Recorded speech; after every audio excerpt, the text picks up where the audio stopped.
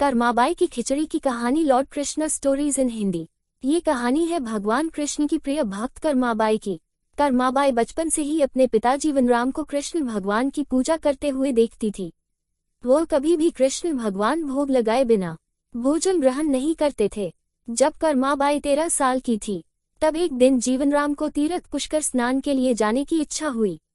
साथ में उनकी पत्नी ने भी पुष्कर स्नान की इच्छा प्रकट की। जीवनराम अपनी बेटी को भी ले जाना चाहते थे, लेकिन दुविधा ये थी कि अगर वह सब घर बाहर गए तो श्री भगवान कृष्ण को भोग लगाएगा कौन।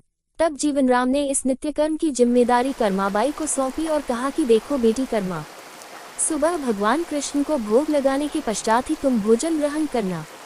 कर्मा ने भी अपने पिता की हाँ में हामी भर दी। अगले दिन सुबह कर्माबाई ने उठकर सबसे पहले गुड़ और घी डाल के बाजरे का खिचड़ा बनाया और भगवान कृष्ण की मूर्ति के सामने रख दिया और बोली, भगवान मैंने आपका भोग रख दिया है, आपको जब भूख लगे तब खा लेना, तब तक मैं घर के काम पूरे कर लेती हूँ। इतना कहकर कर्मा अपने घर कामों में जुट गई।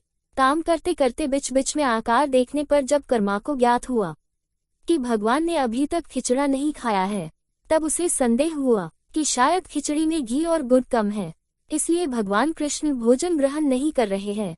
तभी कर्माबाई ने खिचड़ा में थोड़ा गुड़ और घी मिलाया और मूर्ति के सामने बैठ गई। वह बोली, भगवान मेरे पिताजी जब खिलाते हैं तब तो आप खा लेते हो, तो अब क्यों नहीं खा रहे? और अभी तो पिताजी बाहर गए हैं, उन्हें आने में बहुत दिन लगेंगे, तब तक आपको भोग लगाने की जिम्मेदारी मुझे दी गई है, इसलिए जब तक आप भोजन नहीं खाएंगे मैं भी कुछ नहीं खाऊंगी।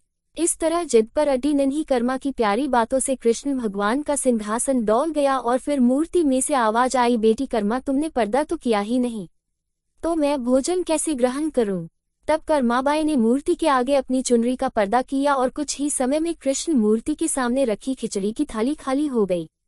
अब कर्मा रोज सुबह सबसे पहले कृष्णा को बाजरे का खिचड़ा खिलाती और बाद में खुद भोजन ग्रहण करती। कुछ दिनों बाद घर लौटने पर कर्मा के माँ बाप भी कृष्ण की लीला देखकर दंग रह गए। इस तरह कर्माबाई ईश्वर कृष्ण की निसीम भक्त बन गई। अपने जीवन के अंतिम दिनों में कर्माबाई भगवान जगन्नाथ की नगरी जगन्नाथपुरी में एक कुटिया में बस गई थी। वहां पर एक दिन कर्माबाई की कुटिया के सामने एक तेजस्वी कांति वाला बालक आया और उसने कर्माबाई से कहा, मुझे भूख लगी है माँ, खाना दो। उस वक्त भी कर्मा अपने भगवान कान्हा को खिचड़ा का भोग लगा रही थी। कर्मा ने उस बालक को भी खिचड़ा खिलाया। उसके बाद से वही बालक हर रोज कर्मा के हाथ का खिचड़ा खाने आता था। ये सिलसिला कई वर्षों तक चलता रहा।